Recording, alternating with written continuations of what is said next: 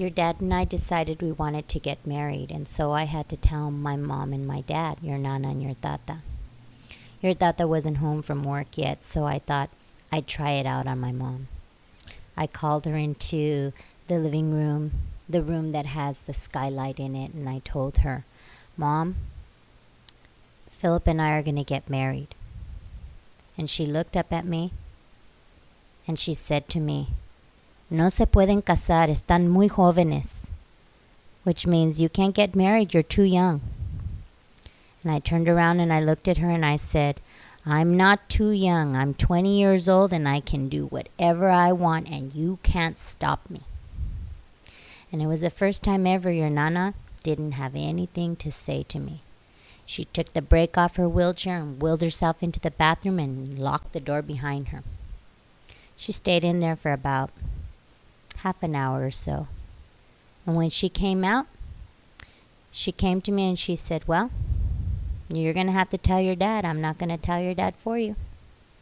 And I said, okay. So I waited till Dad come home, your tata. And I walked outside and I said, Dad, I have something I want to tell you. Philip and I want to get married. And your tata said, Well, you better send Philip over here to talk to me then. So I said, okay, I will. Yeah, and you said, you have to ask my dad for my hand in marriage. So I said, okay. So I went over there and I met him in the backyard. And we drank a beer. And then he asked me what my intentions were. And I said that I wanted to marry you. And he said, how will I support you? And so I told him that, I was working at the sign company. And he kind of said I should probably look for a better job. And he suggested maybe getting a job with the water district because they had benefits and things. But he didn't push it.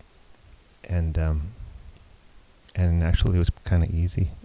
I was terrified, but it wasn't so bad.